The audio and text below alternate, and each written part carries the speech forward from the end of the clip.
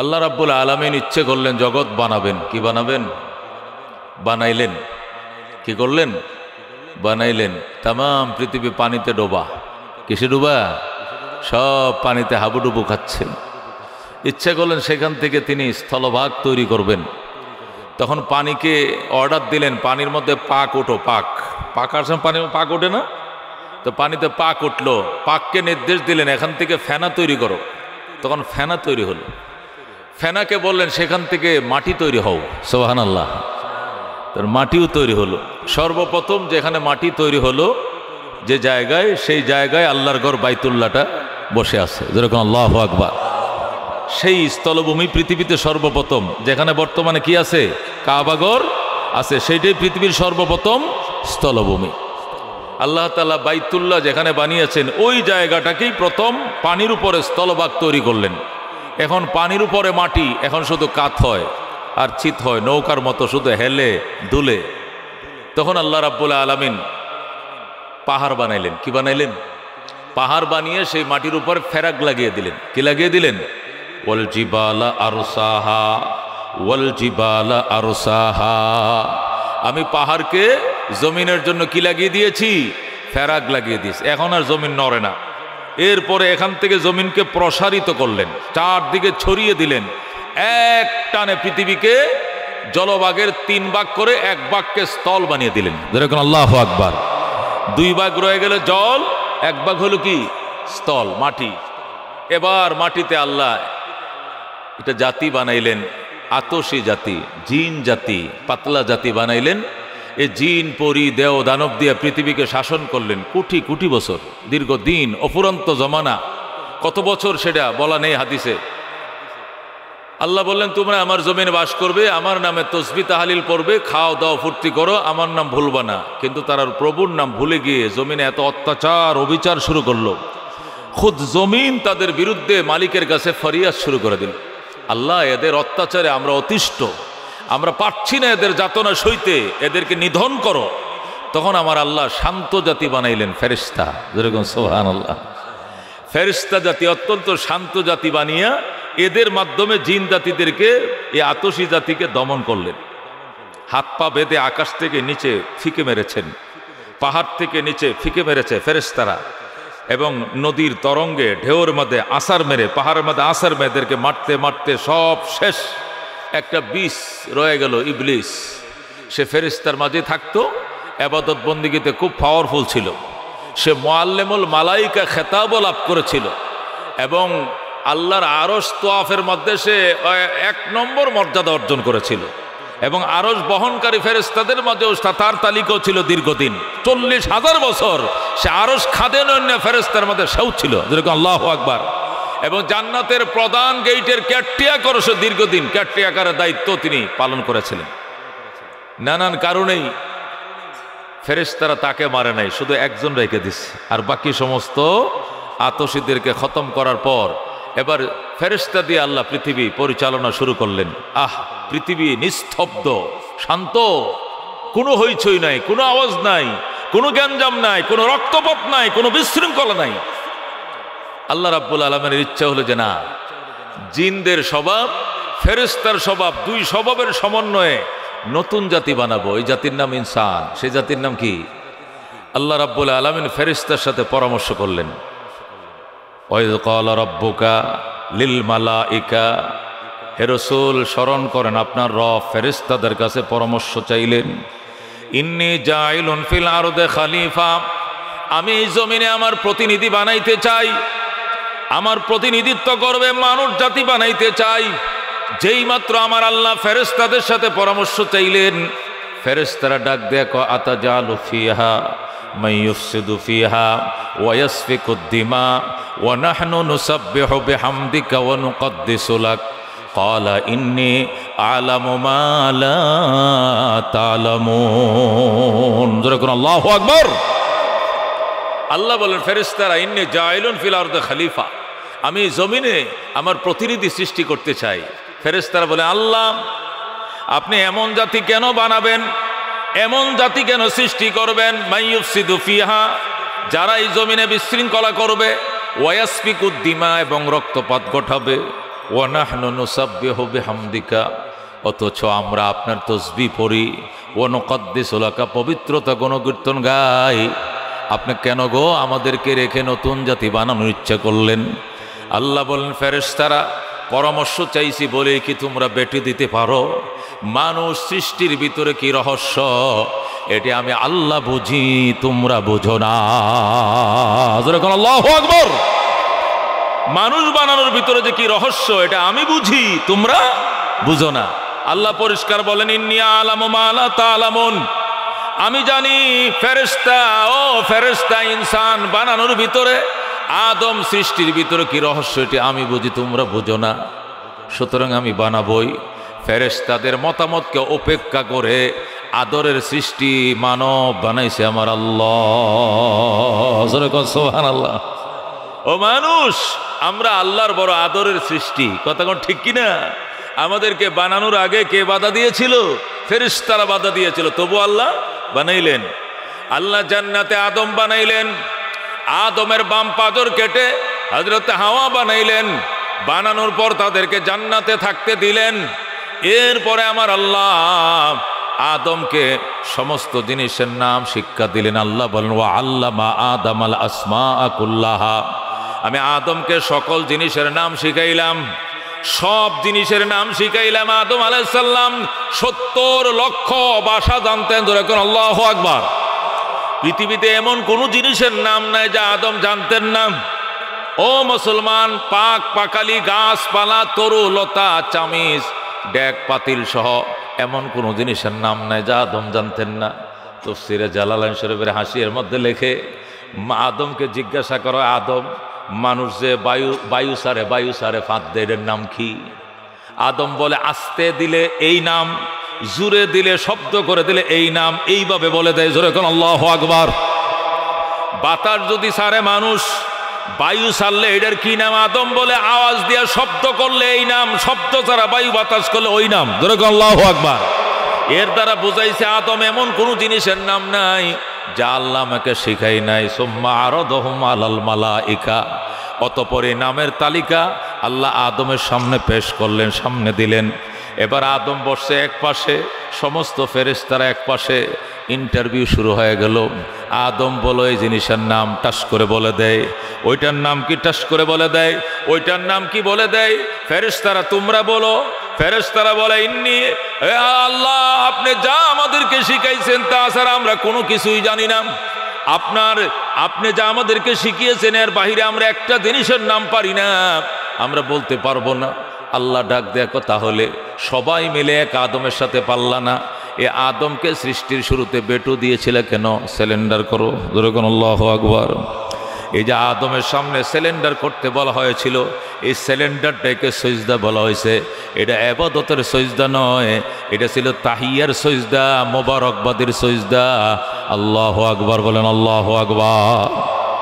তাহলে সকলে মিলে আদমের সাথে ইন্টারভিউতে পারল না। আর এই আদমকে বানানোর টাইমে পরামর্শ চাইছিলাম, বেটু দিছিল কেন? সিলিন্ডার করো। আল্লাহ বলেন, উসজুদু লিয়া আদম, সবাই আদমকে সজদা করো। ফাসাজাদাল মালাইকাতু, সকল ফেরেশতারা সজদা করলো, ইল্লা ইবলিস। ইবলিস সজদা করে না, আবা ওয়াস্তাকবারা, সে অস্বীকার করে, ঔদ্ধত দেখায়, অহংকার দেখায়। আল্লাহ বলেন, মা মানাকা আন তাসজুদা, আদম রে সজদা করতে বললাম, সব ফেরেশতারা করলো, তুই করলি না কেন? আনা খায়রুম মিনহু, আমি আদম থেকে অনেক উত্তম, অনেক ভালো। খালাকতানি মিন নার ওয়া খালাকতাহু মিন তিন, আমারে বানাইছেন আগুন দিয়া, আগুনের স্বভাব উপরের দিকে উঠে। ওনাকে বানাইছো মাটি দিয়া, মাটি নিচের দিকে যায়। উপরওয়ালা নিচওয়ালাকে সজদা করার কোনো যুক্তি নাই। জোরে কোন নাউজুবিল্লাহ। আল্লাহ কি কইলি, ফাহাবিত মিনহা ফামা ইয়াকুনু লাকা আন তাতাকাব্বারা ফিহা ফাখরুজ ইন্নাকা মিনাস সাগিরিন। আল্লাহ কো বেরিয়ে যাও, জান্নাত থেকে বেরিয়ে যাও, তোমার কোনো অধিকার নাই। আমার কথার সামনে তুমি তর্ক করো, যুক্তি দাও, তুমি অপমানিত, লাঞ্ছিত হয়ে জান্নাত থেকে বেরিয়ে যাও। আল্লাহু আকবার। আল্লাহ রাব্বুল আলামিনের দরবারে তার হুকুম মানতে গিয়ে সমস্ত ফেরেশতারা হযরতে আদমকে সিজদা করলেন। ইবলিস করে নাই, ইবলিসকে গেট আউট করে দিলেন, জান্নাত থেকে আউট করে দিলেন। এখন প্রশ্ন, সজদা করতে বলা হয়েছে তো ফেরেশতাদেরকে, ইবলিসকে তো সজদা করতে বলা হয় নাই। উসজুদু লি আদমা, আল্লাহ ফেরেশতাদেরকে বলেন আদমকে সজদা করো, ইবলিসকে তো সজদা করার জন্য বলা হয় নাই। তাহলে সে সজদা না করলে তার অপরাধ কি? মুফাসসিরিনে কেরাম বলেন ইবলিস তখন ফেরেশতাদের মাঝেই ছিল, ফেরেশতাদের সমাজেই থাকতো, ফেরেশতাদের সমাজেই ঘুরতো, ফেরেশতাদের সাথে ইবাদত করত। এই হুকুমের ভিতরে ফেরেশতা অন্তর্ভুক্ত ছিল। যেহেতু ফেরেশতা অন্তর্ভুক্ত ছিল, সুতরাং তার সজদা না করানো সেটা অহমিকার বহির্প্রকাশ। এই জন্য বেঈমানকে আল্লাহ জান্নাত থেকে বের করে দিয়েছেন। যেরকম আল্লাহু আকবার। ইবলিসকে আল্লাহ জান্নাত থেকে বের করে দিলেন, ফেরেশতারা সজদা করলো। এখন প্রশ্ন, ফেরেশতারা যদি আদমকে সজদা করতে পারে জায়েজ হয়, তাহলে আমরা আমাদের বাবাকে সজদা করলে জায়েজ হবে না কেন? কতক্ষণ ঠিক কিনা? আদম খোদা নয়, আমাদের পীর সাহেবও তো খোদা নয়। আদম খোদা না হয়ে যদি ফেরেশতাদের সজদা পাইতে পারে, আমরা পাপী বান্দারা মুরিদানরা আমরা আমগো পীর সাহেবের সজদা করলে সমস্যাটা কি? এরকম দলিল দেয় কিনা? কতক্ষণ দেয় কিনা? তো ওই পাগলদেরকে বুঝাইবেন কি দিয়া? বুঝাইতে হবো না? বুঝাইতে হবে কিনা? এর বহু জবাব আছে। এক নম্বর জবাব হলো, উত্তর হলো সজদা দুই প্রকার। কোন কয় প্রকার? একটা সজদায়ে তাআব্বুদি, আরেকটাকে বলা হয় সজদায়ে তাহিয়া। একটা সজদা ইবাদতের সজদা, আরেকটা সজদা হলো অভিবাদনের সজদা। কে সজদা? অভিবাদনের সজদা। আল্লাহর জন্য যে সজদা আমরা করি এটাকে সজদায়ে তাআব্বুদি বলা হয়, ইবাদতের সজদা।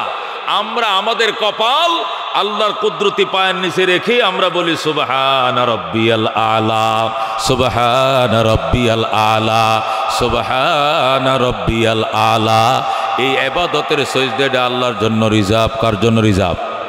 আর আদমকে যে সজদা করছিল ফেরেশতারা, এই সজদাটা ইবাদতের সজদা ছিল না, এটা ছিল অভিবাদনের সজদা, সিলিন্ডারের সজদা, সম্মানসূচক সজদা। ওই সজদা কপাল মাথা টেকায়া দেয় নাই, ওই সজদাটা ছিল একটু মাথাটা নোয়াই ছিল, কোমরটা একটু বাঁকাই ছিল, কোমরটা বাঁকায়া একটু মাথাটা নত করে একটু সিলিন্ডার করছিল। আপনাকে বানানোর টাইমে আল্লাহ পরামর্শ চাইছিল, তখন আমরা আপত্তি করেছিলাম। আজকে ইন্টারভিউতে আপনার সামনে আমরা সব ফেল হয়ে গেছি, সুতরাং সে আপত্তিটা আমাদের জন্য ভুল ছিল, মাফ করে দেন।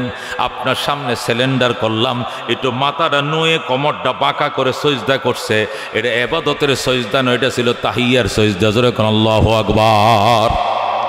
এটা হলো এক জবাব। এতেও যদি বলেন তাহলে আমরাও তো পীর বাবারে এমনই দেই, পীর বাবারে খোদা মনে করে সজদা করি না, আমরা মাজারে যে সজদা করি পীর মনে করে করি না, এটা একজন আল্লাহর ওলি হিসাবে, বুজুর্গ মানুষ হিসাবে করি। মুফাসসিরিনে কেরাম বলেন সজদায়ে তাহিয়া এটা গায়রুল্লাহর জন্য আদম আলাইহিস সালামের শরীয়তে জায়েজ ছিল, ইউসুফ আলাইহিস সালামের শরীয়তে জায়েজ ছিল, কিন্তু মুহাম্মদুর রাসূলুল্লাহ সাল্লাল্লাহু আলাইহি ওয়াসাল্লামের শরীয়তে দুনো কিসিমের সজদা আল্লাহর জন্য রিজার্ভ। সুবহানাল্লাহ। এই শরীয়তে মুহাম্মদুর রাসূলুল্লাহ সাল্লাল্লাহু আলাইহি ওয়াসাল্লামের ভিতরে তাহিয়ার সজদা হোক আর তাআব্বুদি সজদা হোক, ইবাদতের সজদা হোক আর সম্মানের সজদা হোক, দুনো সজদা কার জন্য রিজার্ভ? আল্লাহর জন্য রিজার্ভ, গায়রুল্লাহর জন্য কোনো সজদা নাই। জোরে কোন আল্লাহু আকবার। এটা হলো 2 নম্বর উত্তর। 3 নম্বর উত্তর হলো, 3 নম্বর উত্তর শুনেন, আল্লাহর জন্য সজদা করা ফরজ। বলেন আল্লাহর জন্য সজদা করা কি ফরজ? গায়রুল্লাহর জন্য সজদা করা হারাম। গায়রুল্লাহর জন্য কি? সজদা করা হারাম। কিন্তু আদমকে সজদা করার জন্য আল্লাহ ভিন্নভাবে আদেশ দিয়েছিলেন। এই আদেশ মান্য করা, পালন করাও এটা তাদের জন্য ফরজ ছিল। ওই হুকুমের কারণে ওইটা ফরজ ছিল, এটা ওনাদের জন্য নির্ধারিত ছিল, এটা আমাদের জন্য নয়। সুতরাং আমাদের জন্য জায়েজ না, এটা হারাম হবে। কতক্ষণ ঠিক কিনা? আল্লাহ তাআলা ওয়াইজ কুলনা লিল মালাইকাতি ইসজুদু, যখন আমি ফেরেশতাদেরকে বিশেষভাবে নির্দেশ দিলাম যে তোমরা সিজদা করো আদমকে, এটা ফেরেশতাদের জন্য ওয়াজিব হয়ে গেছিল। এটা মাজা সোজা মাজা বাঁকা করে দেখ আর কপাল মাটিতে লাগাইয়া দেখ, যেভাবেই দিয়ে থাক না কেন সব ধরনের সিজদা ওই সময় ফেরেশতাদের জন্য ওয়াজিব ছিল আদমকে সিজদা করা। যে আল্লাহর হুকুমে গায়রুল্লাহকে সিজদা করা হারাম, ওই আল্লাহর হুকুমে ওই সময় ফরজ হয়ে গিয়েছিল, ওটি ওই সময়কার জন্য। কিন্তু অন্য কোনো সময়ের জন্য আমাদের জন্য সেটা হালাল না, ওটা হারাম হারামেই রয়ে গেছে। কথা ঠিক কিনা? মুহতারাম হাজিরিন, আদম রইলেন জান্নাতে, হযরতে হাওয়াও জান্নাতে, তারা জান্নাতে থাকে। এবার ইবলিস জাহান্নামে, জান্নাতের বাহিরে। ইবলিস জান্নাতের বাহিরে, আদম জান্নাতের ভিতরে। এখন শুরু হয়েছে খেলা। আল্লাহ বলেন ফাকুলা মিনহা রাগাদান হাইসু শিতুমা আদম হাওয়া তোমরা মিলে জান্নাতে যেখান থেকে খুশি সেখান থেকে খাও, অনবরত খাও, তোমাদের কোনো বাধা নাই, তোমাদের কোনো বিপত্তি নাই, তোমাদের জন্য কোনো নিষেধাজ্ঞা নাই, জান্নাতের যেখান থেকে খুশি সেখান থেকে খাও। তবে ওয়ালা তাকরাবা হাযিহিশ শাজারাতা, ওই যে গাছ দেখা যায় ওই গাছ খাইবা দূরের কথা, গাছের কিনারেও যাইও না, ওই গাছের কিনারেও যাইও না। বাকি যেখান থেকে খুশি সেখান থেকে খাও, অনবরত খাও, বিনা নিষেধাজ্ঞায় খাও, কোনো সময় তোমাদেরকে নিষেধ দেওয়া হবে না। হযরতে আদম জান্নাতের ভিতরে খায় ঘুরে, হযরতে হাওয়াও ঘুরে, ইবলিস জান্নাতের বাহিরে জানালা দিয়ে আদমরে ডাকে, ও ভাই সাহেব এদিকে আয়েন, কি অবস্থা? ভালোই। হ্যাঁ, আপনার তো ভাগ্য ভালো, আপনি ভিতরে আছেন, আমার তো দিছে গেট আউট করে বাইর করে দিচ্ছে। এখন আপনার কি বলা হয়েছে? আমাকে বলা হয়েছে জান্নাতের যেখান থেকে খুশি সেখান থেকে খাওয়ার জন্য। কোথায় নাকি কহ খান, কোনো নিষেধাজ্ঞা নাই, শুধু একটা গাছ থেকে খাইতে নিষেধ করা হয়েছে। কেন? ওইটা খাইলেই নাকি আমাকে বের করে দেওয়া হবে। ইবলিস কয়, আরে আপনার ভুল বুঝানো হয়েছে, আপনি ওইটা খাইলেই চিরদিন জান্নাতে থাকতে পারবেন, না খাইলে বের করে দেওয়া হবে, আপনি খান। আদম কয়, না আমার আল্লাহ বলছে এটার কাছেও যাইতে নাই, আর তুই কোস খাওয়ার জন্য। আরে বাবা, আল্লাহর ইচ্ছা আপনাকে বের করে দিবে, জান্নাতে থাকতে দিবে না। আপনারা দুনিয়াতে আলবয়া খাওয়াইবো, আপনারা দোয়ানদারি করে খাওয়াইবো, মাটি ঘাটাইবো, রুয়া লাগাইবো, কাম করাইবো, পরিশ্রম করাইবো। যদি বিনা পরিশ্রমে খেতে চান তাহলে ওই গন্দম খান, বেশি করে খান। আদম কথা হলে একটু হাওয়ার সাথে বুঝে লই, বুড়ির সাথে পরামর্শ। বুড়ি কয়, কিতা কইছে? ওই লোকটাই বলছে, আমি না কপাল পুড়ছে, আমনগর কপাল পুড়ে লাভ নেই, আপনার খাইলাম। খাইলে খাইলে তাহন যাবো এখানে, লন খাইয়ালাই। বুড়ি যখন কইছে লন খাইয়ালাই, বুঝে না বেগমের বুদ্ধি কিন্তু দুনিয়ার মানুষ না করলো, বউ যেটা কয় জামাই কিন্তু বউর মরিত, কথা ঠিক কিনা? হ্যাঁ, কিন্তু সময় মাইনে লাই বউর কথা। হযরত আদম আলাইহিস সালাম কইতে, তুমিও কও খাওয়ানোর কথা, কহ আমিও কও লন খাইয়ালাই, খাইলে যদি থাকা যায় তাহলে খাইই ফেলাই। হযরত আদম খেয়ে ফেলেছে। আল্লাহু আকবার। মানে ফলটা মুখে দিতে দেরি, কিন্তু জান্নাতের কাপড়গুলো গায়ের থেকে পরে কষে যাইতে দেরি হয় নাই। হযরত আদম তাড়াতাড়ি 3টা কাপড় দিয়া 3টা গাছের পাতা দিয়ে লজ্জাস্থান ডাকলেন। হযরত হাওয়া 5টা গাছের পাতা দিয়ে লজ্জাস্থান ডাকলেন। জান্নাত থেকে বের করে দেওয়া হলো। একজন সৌদি আরবের জেদ্দায়, আর একজন সেই শ্রীলঙ্কার শরণদ্বীপে দুনিয়াতে পড়লেন। এসে একজন 3 কাপড় পরে আসছেন, একজনে 5 কাপড় পরে। এই জন্য যাওয়ার টাইমে ওই 5 কাপড়ওয়ালাকে 5 কাপড় পরে আবার বিদায় দিতে হয়, 3 কাপড়ওয়ালাকে আবার কয় কাপড়ে আবার বিদায় দিতে হয়, ওই 3 কাপড় পরে আবার বিদায় দিতে হয়। মুহতারাম হাজিরিন, এখন প্রশ্ন, আল্লাহ রাব্বুল আলামিন না করলেন আপনি খায়েন না গন্দম, খাবেন তো নাই, গাছের কিনারেও যায়েন না। আর ইবলিস বললেন খাও। আদম কি সেই তার কথা মানতে পারে? আদমকে আল্লাহর কথা মানার দরকার ছিল, তার কথা মানার দরকার ছিল। কার কথা? আল্লাহ বলছে কাছে গাছের কিনারেও যাইও না। আর ইবলিস বুদ্ধি দিছে, যদি থাকতে চান চিরদিন এখানে খেয়ে ফেলেন। তখন খেয়ে ফেললো, বাহ্যিক দিকটি দেখতে দেখায়, শুনতেও তো খারাপ লাগে। তাহলে হযরতে আদম এই কাজটা করলেন আল্লাহ নিষেধাজ্ঞা উপেক্ষা করে, এর কি জবাব দিবেন? তো বুখারী শরীফের মধ্যে স্পষ্ট ঘটনা আছে, সিয়াসিত্তার সব কিতাবের মধ্যে আছে। হযরতে মূসা আলাইহিস সালাম হযরত আদম আলাইহিস সালামকে এই প্রশ্নটা করেছিলেন, আব্বাজান আপনাকে আমার আল্লাহ নিষেধ করেছিল নির্ধারিত গাছের ফল না খাওয়ার জন্যে, আপনি খাইলেন কেন? আপনি খাইলেন কেন? হযরতে আদম আলাইহিস সালাম বললেন, আমার ছেলে হলেও তো তুমি জ্ঞানী, আল্লাহ তোমাকে কিতাব দিয়েছেন, আল্লাহ তোমাকে নতুন শরীয়ত দিয়েছেন, জ্ঞান গরিমা দিয়ে ভরে দিয়েছেন, তুমি একজন উলুল আজমা আল্লাহর পয়গম্বর, তুমি কি আমাকে এই বিষয় নিয়ে মলামত করতে পারো, তিরস্কার করতে পারো, যে বিষয়টা আল্লাহ আমার সৃষ্টির 70,000 বছর আগে আমার নামে লিখে রাখছে? যেরকম আল্লাহু আকবার।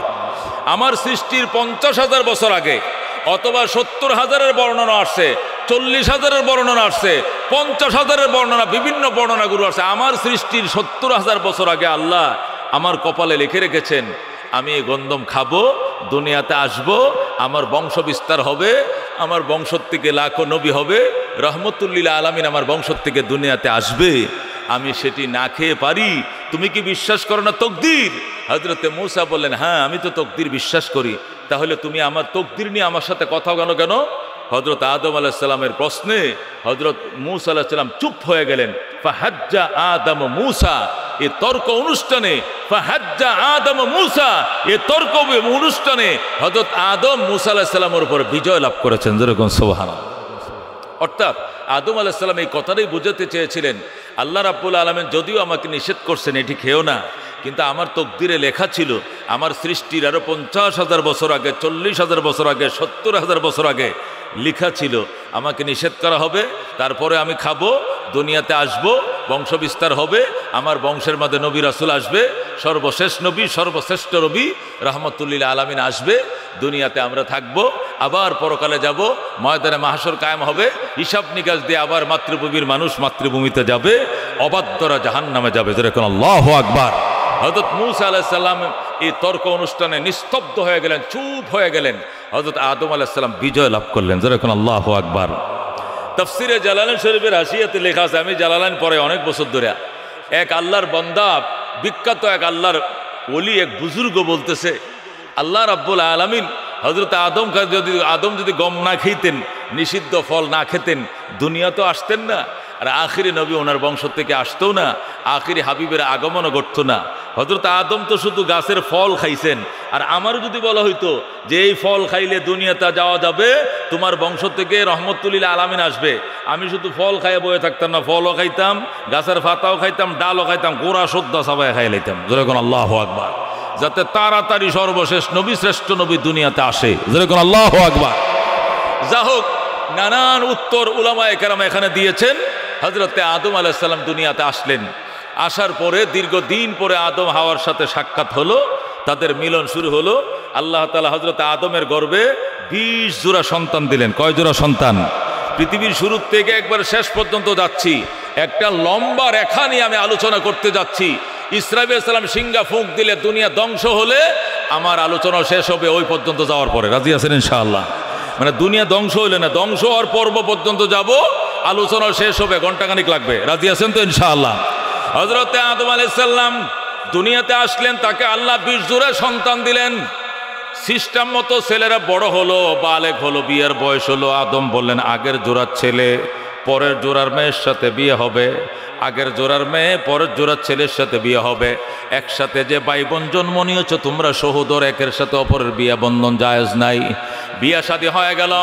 আল্লাহ রাব্বুল আলামিন আদমকে বলেন, আদম তুমি যে জান্নাত থেকে দুনিয়াতে গেছো, তোমার মাতৃভূমির কথা তোমার মনে আসেনি? কসে তোমার সন্তানদের মনে আসেনি? আছে। তোমার সন্তানরা যেন মাতৃভূমির কথা বলে না যায়, এই জন্য তোমার সন্তানকে শেখাও লা ইলাহা ইল্লাল্লাহ আদম সফিউল্লাহ, এই কালিমা তোমার প্রত্যেকটা সন্তানকে পড়াও। আর বলো দুনিয়ার মোহে পড়ে, দুনিয়ার ঘর দুয়ারের পিছনে পড়ে, দুনিয়ার ক্ষমতার মোহে পড়ে, দুনিয়ার নেতৃত্বের মোহে পড়ে, দুনিয়ার ঘর দুয়ার এই পাকালি ইত্যাদির পিছনে পড়ে মাতৃভূমি যেন ভুলে না যায়, তুমি দাওয়াত দিতে থাকো।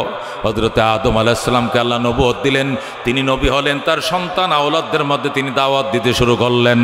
হযরতে আদম যখন বুড়ো হয়ে গেলেন, দোয়া করলেন, আল্লাহ আমার বংশের মধ্যে আরেকজন নবী পাঠাও যিনি তাওহীদের দাওয়াত দিবেন।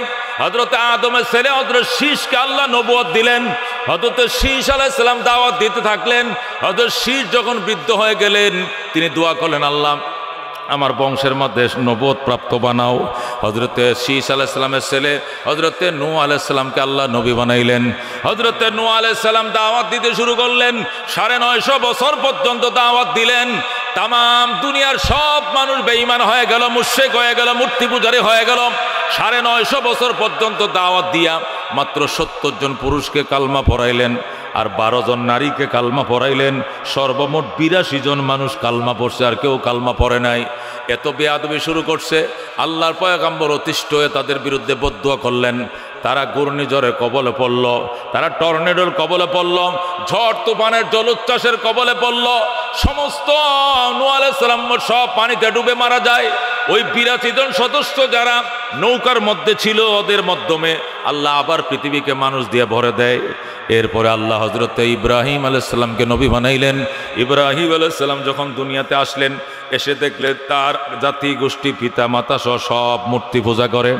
হযরত ইব্রাহিম আলাইহিস সালাম মূর্তি পূজার বিরুদ্ধে যুদ্ধ ঘোষণা করলেন। ইব্রাহিমের আপনজন আত্মীয় স্বজন দেশের রাজা বাদশা সব ইব্রাহিমের বিরুদ্ধে চলে গেল। ইব্রাহিমকে হাতে বেঁধে সেই অগ্নিকুণ্ডের মধ্যে নিক্ষেপ করা হলো। ইব্রাহিম আলাইহিস সালামকে আমার আল্লাহ জিব্রাইলকে দিয়ে জান্নাত থেকে জামা পাঠাইলেন। সেই জামা, সেই জুব্বা ইব্রাহিমকে অগ্নিকুণ্ডের ভিতরে পরিয়ে দেওয়া হলো। হযরত ইব্রাহিম সেফ হয়ে গেলেন। একটা পশম পর্যন্ত ইব্রাহিমের পরে নাই। আল্লাহু আকবার। হযরত ইব্রাহিম আলাইহিস সালাম 40 দিন পরে নমরুদের অগ্নিকুণ্ড থেকে বের হলেন। এরপর আল্লাহর হুকুমে তিনি ইরাক থেকে হিজরত করে চলে গেলেন ফিলিস্তিনে। ফিলিস্তিনে যাওয়ার পর হযরত ইব্রাহিম আলাইহিস সালামের 2 জন স্ত্রী ছিল। বড় জনের নাম ছিল হযরতে হাজেরা, ছোট জনের নাম ছিল হযরতে সারা। হাজেরার ঘরে সন্তান নাই, সারার ঘরেও সন্তান নাই। ইব্রাহিম আলাইহিস সালামের বয়স যখন 98 বছর, আল্লাহ দরবারে ফরিয়াদ করলেন, আল্লাহ গো, ও রব্বুল আলামিন, তুমি তো বৃদ্ধকালেও সন্তান দিতে পারো। আমি আজকে মারা গেলে আমার উম্মতকে দ্বীনের দাওয়াত দিবে কে? তাওহীদের দাওয়াত দিবে কে? আমি মারা যাওয়ার পরে এরা আবার মূর্তি পূজা শুরু করবে। ইয়া আল্লাহ, তুমি বৃদ্ধকালেও যৌবন দিতে পারো, বৃদ্ধানির ঘরে সন্তান দিতে পারো, আমার হাজেরার ঘরে সন্তান দাও। আল্লাহ ইব্রাহিমের দোয়া কবুল করলেন। 98 বছর বয়সে বড় স্ত্রী হযরতে হাজেরার ঘরে ছেলে দিনের নাম রাখলেন ইসমাইল। আল্লাহু আকবার। বৃদ্ধকালে আল্লাহর পয়গম্বর খলিলুল্লাহ যখন ইসমাইল পাইয়া ইসমাইলকে কোলে নিয়ে আদর করে চুমো খায়। আল্লাহ ওই পাঠায়, ইব্রাহিম, এত আদর কেন সন্তানরে, এত আদর কেন? সন্তানরে বেশি বাসনা করলে তুমি আমার ভুলে যাইবা, আমার মহব্বত কমে যাবে। ইব্রাহিম বলবেন, অসম্ভব কথা, জীবনে বহু কঠিন পরীক্ষা দিয়েছি, পরীক্ষা করে দেখেন, আমি সব ভুলতে রাজি আছি, আমি আমার মাওলাকে ভুলব না। আল্লাহু আকবার। আল্লাহ ডাক দেয়া কর, ঠিক আছে পরীক্ষা হবে, আই এম রেডি, আমি প্রস্তুত। আল্লাহ কর, ঠিক আছে, এই বৃদ্ধকালের সন্তান ইসমাইল এবং তার মা হাজেরাকে বনবাস দিয়া সমক্ষায় দেখা যাবে তুমি আমারে বেশি ভালোবাসো নাকি তুমি বার্ধক্যের সন্তানরে বেশি ভালোবাসো। সাথে সাথে ইব্রাহিম হাজেরাকে নিয়ে ইসমাইলকে নিয়ে মক্কা নগরে বনবাস দিলেন। বনবাস দিয়ে চলে আসলেন। যখন রওনা করলেন, পিছন দিয়ে হাজেরা ডাক দিয়া কয়, ইব্রাহিম গো, এখানে কোনো পানি নাই, এখানে কোনো আগুন নাই, এখানে কোনো মানুষজন নাই, চারদিকে পাথরের পাহাড়, এখানে কেন গো? আমাদেরকে রেখে যান, খাবো কি, পান করবো কি? এখানে মানুষজন বলতে কিচ্ছু নাই, এখানে কোথায় আমাদেরকে রেখে যান? হযরত ইব্রাহিম বলেন, আল্লাহর হুকুম, আমি আল্লাহর হুকুমে তোমাদেরকে রেখে যাই। হাজেরা বলে, আল্লাহর হুকুম হলে আর চিন্তা নাই, চলে যান। হযরত ইব্রাহিম মক্কায় স্ত্রী পুত্রকে রেখে ফিলিস্তিন চলে গেলেন। আল্লাহু আকবার। হযরতে হাজেরাম ইসমাইলকে এই তোয়ালির মধ্যে পেঁচাইয়া আল্লাহু আকবার মকাম ইব্রাহিমের সামনে শোয়াইয়া সফা মারোয়া পাহাড়ের মধ্যে দৌড়ায়। এই পাহাড়ে ওইটা কান্দে, আল্লাহ পানি দাও। ওই পাহাড়ের উপরে যায় কো, আল্লাহ আগুন দাও। ওই পাহাড়ে আইসা কয়, আল্লাহ পানির ব্যবস্থা করো। ওই পাহাড়ে যায় কো, আগুনের ব্যবস্থা করো। এই পাহাড় থেকে ওই পাহাড়, ওই পাহাড় থেকে ওই পাহাড়, 7টা চক্কর দিয়াম। আবার যখন ইসমাইলের কাছে যায় দেখে যেখানে ইসমাইল শুয়ে কান্দেন, ইসমাইলের পায়ের নিচে জান্নাতের ঝর্ণা জমজম চালু হয়ে গেছে। আল্লাহু আকবার। হযরত ইসমাইল যেখানে শুয়ে কাঁদতেছে, যায় দেখে ইসমাইলের পাওগুলো যেখানে নড়তো সেখানে জমজমের পানি। হযরতে হাজেরা পানি মুখে দিয়ে দেখে, আরবের পানি তো নুনা তিতা লাগে, কিন্তু এই পানি মিষ্টি পানি। হযরতে হাজেরা বুঝছে এটা কুদরতি পানি, স্বাভাবিক দুনিয়ার পানি নয়। আল্লাহু আকবার। সেখানে মানুষের বসবাস শুরু হয়ে গেল। পানি থাকলে মানুষ বসবাস শুরু করে। মরুভূমির মধ্যে পানির অনেক দাম, যেহেতু পানির ব্যবস্থা হয়ে গেছে, অনবরত পানি উঠতে আছে। এই যে পানি মানুষ নেয় বালতি পরে, মটকা পরে, কলসি পরে, পানি তো কমে না। তখন কুয়ার ব্যবস্থা করে পানি সংরক্ষণ শুরু হলো। সেখানে হাজেরার জীবনযাপন শুরু হয়ে গেল। হযরত ইব্রাহিম মাঝে মাঝে এসে হযরতে হাজেরাকে দেখে যায়, নিজের সন্তান ইসমাইলকে দেখে যায়। তিনি থাকেন ফিলিস্তিনে। হঠাৎ আল্লাহর দরবারে দোয়া করে, আল্লাহ, আমার ইসমাইল মক্কায় থাকবে, আমার আরেকজন স্ত্রী সারা এখানে আছে ফিলিস্তিনে, তার গর্ভেও সন্তান দাও। আল্লাহ, ফিলিস্তিনবাসীদেরকে দ্বীনের দাওয়াত দেওয়ার জন্য আমার আরেকটা ছেলের দরকার, তুমি দাও। তখন ইব্রাহিমের বয়স 108 বছর। এই বৃদ্ধকালে হযরতে সারার ঘরে ইব্রাহিমকে আরেকটা সন্তান দিলেন আমার আল্লাহ। এই সন্তানের নাম রাখলেন হযরতে ইসহাক। আল্লাহু আকবার। 2 ছেলে, এক ছেলে মক্কায়, আরেক ছেলে ফিলিস্তিনে। হযরতে ইসমাইল খুশি, ওই ছেলে মক্কায় নবী হয়ে গেছে। আল্লাহু আকবার। এই ছেলে ফিলিস্তিনে, তিনিও নবী হয়ে গেছেন। ইব্রাহিমের 2 ছেলে নবী। হযরত ইব্রাহিম মাঝে মাঝে হজে গেলে ইসমাইলকে দেখে আসে, ফুতের বউ দেখে আসে। এদিক দিয়ে ইসমাইল ইসহাকের ঘরে ছেলে হয়েছে, নাম রাখছেন হযরত ইয়াকুব। ইসহাকের ছেলের নাম ইয়াকুব। ইয়াকুবও বড় হলো, ইয়াকুব বিয়ে করছে, প্রথম বিয়ে করছে 10টা ছেলে। কয়টা ছেলে? 10টা ছেলে। এরপরে প্রথম বউ মারা যায়, এরপরে ওই বউর ছোট বোন নিজের শালিকে বিয়ে করছে। এই ঘরে হয়েছে আরো 2টা ছেলে। বড় ছেলের নাম ইউসুফ, ছোট ছেলের নাম বিনিয়ামিন। আল্লাহু আকবার। ইসহাক আলাইহিস সালামের ছেলে ইয়াকুব আলাইহিস সালাম, ইয়াকুব আলাইহিস সালাম 2 বিয়ে করছে। প্রথম বিবির ঘরে 10 ছেলে, দ্বিতীয় বিবির ঘরে 2 ছেলে, সর্বমোট কয় ছেলে? 12 ছেলে। কয় ছেলে? এই 12 ছেলের মধ্যে প্রথম বিবির 10টা ছেলে। এই 10টা ছেলের মধ্যে বড় ছেলের নাম হলো ইহুদা। বড় ছেলের নাম কি? ওই ইহুদার বংশধরদেরকে ইহুদি বলা হয়। এখন এরা ইহুদি বলে পরিচয় দেয়। এরা বনি ইসরায়েলের 12 ভাগের 1 ভাগ। এই 12 ছেলের বংশধরদেরকে বনি ইসরায়েল বলা হয়। বনি ইসরায়েলের মধ্যে আল্লাহ 1 লক্ষ নবী পাঠাইছেন, যেরকম সুবহানাল্লাহ। কিন্তু ইহুদার বংশ থেকে কোনো নবী আসে নাই। এই ইহুদিরা এখন অভিশপ্ত হইয়া এই ইসরায়েল দখল করে রাখছে, মুসলমানদেরকে মারতেছে। ওই ইতিহাসের দিকে পরে আসতেছি, যেহেতু শুরু করছি ইতিহাস শেষ করতে হবে। কতক্ষণ ঠিক না বন্ধুগণ? হযরত ইয়াকুব আলাইহিস সালামকে আল্লাহ 12টা ছেলে দিলেন। এই 12টা ছেলের মধ্যে একটা ছেলে নবী হয়েছেন। ওই ছেলের নাম হযরত ইউসুফ আলাইহিস সালাম। কি নাম? ইউসুফ আলাইহিস সালাম। হযরত ইউসুফ আলাইহিস সালাম এত সুন্দর, হযরত ইয়াকুব আলাইহিস সালাম ইউসুফরে কোলের মধ্যে রাখে। অন্য ছেলেদেরকে পাঠায়, গরু রাখো, ছাগল ছড়াও, বেড়া রাখাল ছড়াও, বেড়ার রাখালি করো, ছাগল রাখালি করো, কাজ কাম করো, হাল চাও, বাগানে যাও, ব্যবসা করো। অনেক কাজ কাম করার জন্য নির্দেশ দিতেন, কিন্তু ইউসুফকে কোথাও পাঠাইতেন না। কারণ ইউসুফের কপালের মধ্যে 1.25 লক্ষ নবী রাসূলগণের নূর লুকিয়েছিল। সুবহানাল্লাহ। ইউসুফ আলাইহিস সালাম এত সুন্দর ছিলেন, আমাদের নবী বলেছেন তাম পৃথিবীর সৌন্দর্যকে 2 ভাগ করলে সমান অর্ধেকটা পাইছে একলা ইউসুফ আলাইহিস সালাম। যেরকম সুবহানাল্লাহ। আর অর্ধেকটা সুন্দর আল্লাহ তাম পৃথিবীর সমস্ত মাখলুককে ভাগ করে দিয়েছেন। যেরকম আল্লাহু আকবার। এত সুন্দর ছিলেন ইউসুফ আলাইহিস সালাম। এই জন্য হযরত ইয়াকুব আলাইহিস সালাম ইউসুফকে কোথাও যাইতে দিতেন না। ইউসুফ কোনোদিন নানার বাড়িতে মায়ের সাথে বেড়াইতে যায় নাই। মা বাবার বাড়িতে বেড়াইতে গেলেও, আত্মীয় স্বজনের বাড়িতে বেড়াইতে গেলেও ইউসুফকে হযরত ইয়াকুব আলাইহিস সালাম নিজের কাছে রেখে দিতেন। আর বলতেন, আখাফু আন ইয়াকুলাহু যিবু, আমার ভয় হয় ইউসুফরে বাঘে খেয়ে ফেলবে, আমার ভয় হয় ইউসুফের উপর বদনজর লাগবে, শয়তানের নজর লাগবে, দৃষ্টি লাগবে। এই জন্য ইউসুফকে ইয়াকুব নবী কোথাও দিতেন না। এই জন্য তার সৎ ভাইরা হিংসা করত।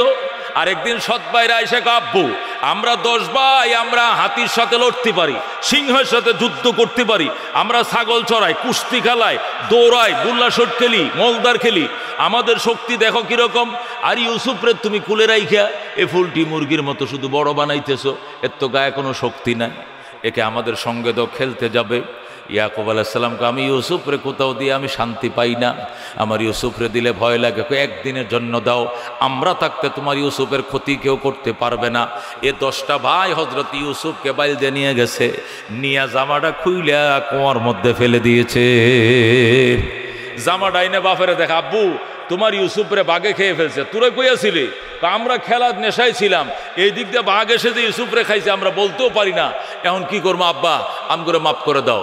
হযরত ইউসুফ ইয়াকুব আলাইহিস সালাম কয়, ফাসবরুন জামিল ওয়াল্লাহুল মুস্তাআন আলা মা তাসিফুন। জোরে কোন আল্লাহু আকবার।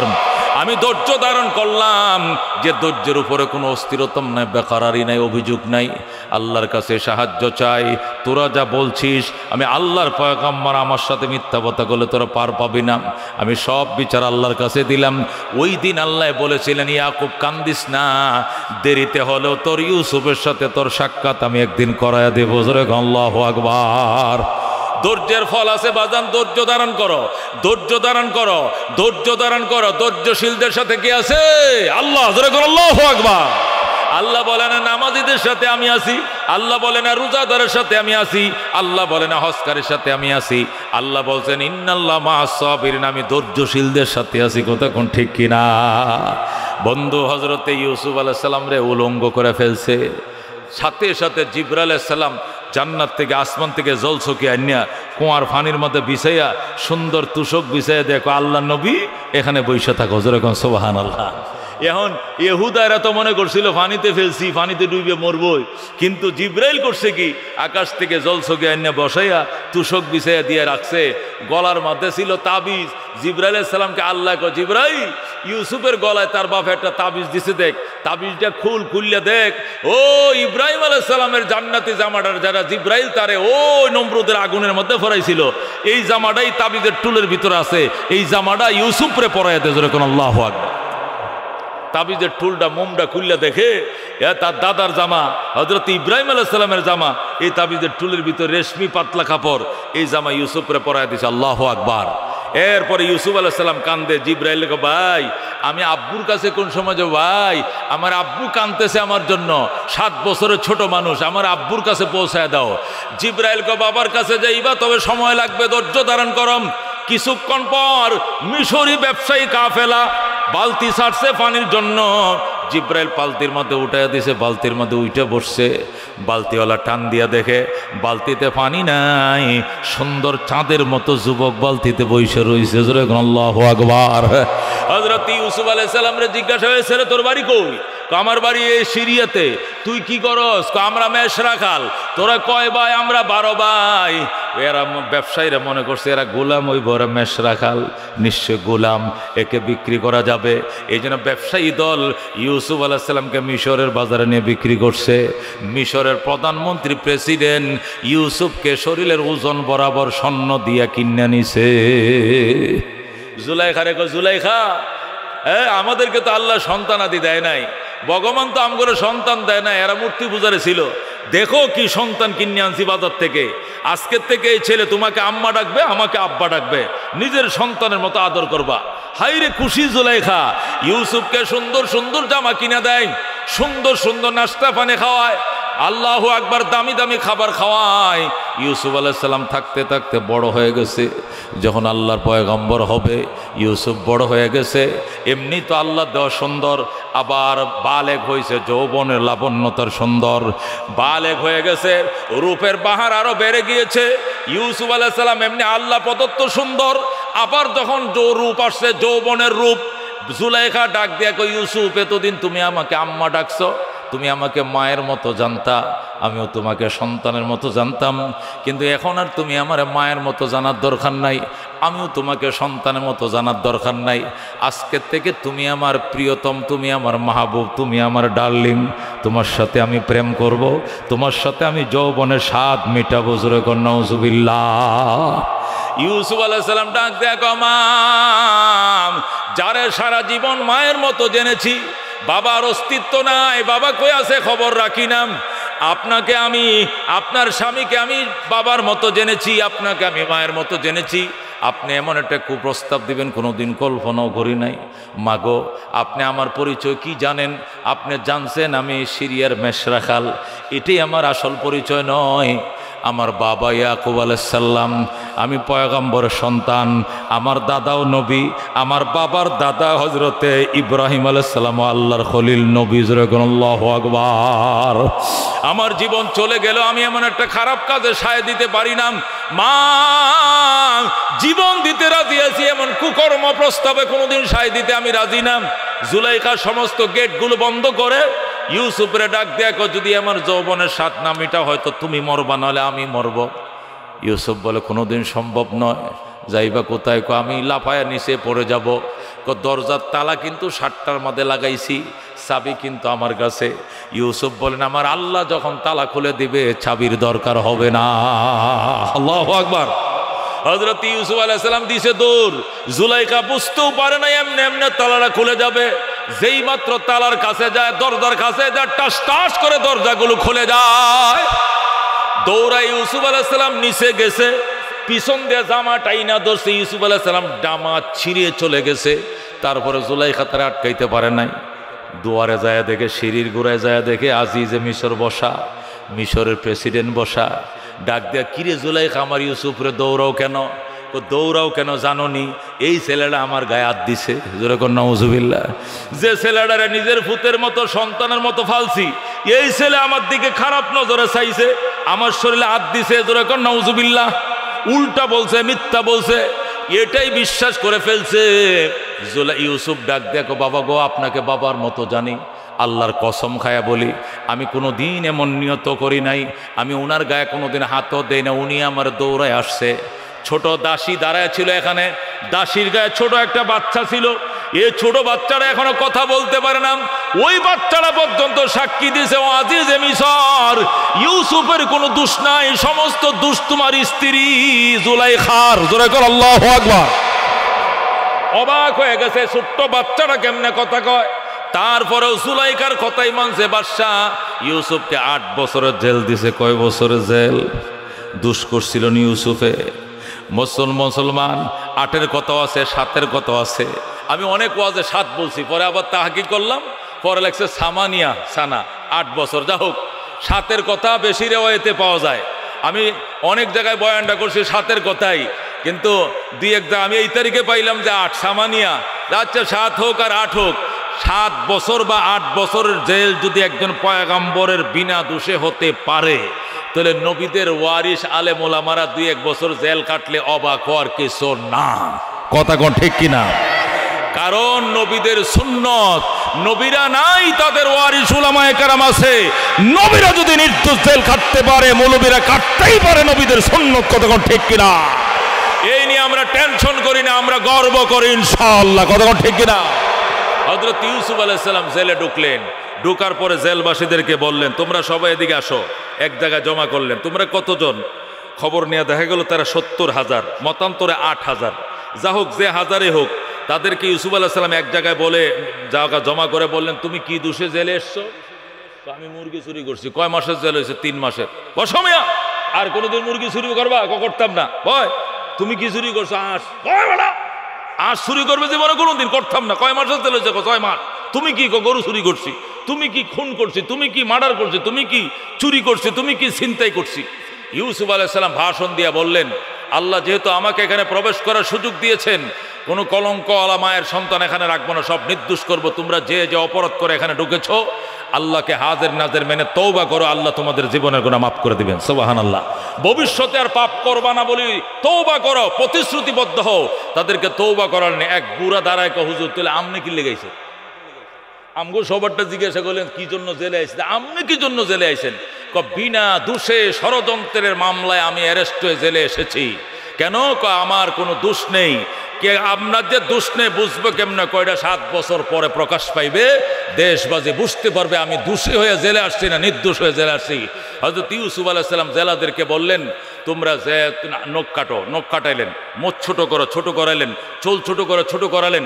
জেলে যারা থাকে, খারাপ যাদের কি হয়, সাজা হয়, এরা জঙ্গলির মতো, হিংস্র প্রাণীর মতো থাকে। চুল দাড়ি মুছে নখে কি হয়ে যায়? একাকার হয়ে যায়। সবগুলোকে মানব রূপে সাজাইলেন। এরপর বলেন, জেল পরিষ্কার করো। জেল পরিষ্কার করলেন। জেলের ময়লা পরিষ্কার করল। জেলের মধ্যে যত কুরং আছে, জেলার থেকে রং নিয়ে সমস্ত জেল রং করলেন, দেওয়াল রং করালেন। এরপরে বললেন, তোমরা লেখাপড়া কে কে জানো? দেখা গেল অধিকাংশ অশিক্ষিত মূর্খ হাত বাড়ালো। ইউসুফ আলাইহিস সালামের সবাইকে উচ্চ শিক্ষিত করলেন, লেখাপড়া করাইলেন। যেরকম সুবহানাল্লাহ। মানব সেবা শিখাইলেন। দেশ গঠন কেমনে করে শিখাইলেন। সভ্যতা কাকে বলে শিখাইলেন। মানবতার সেবায় কেমনে মানুষ কাজ করে শিখাইলেন।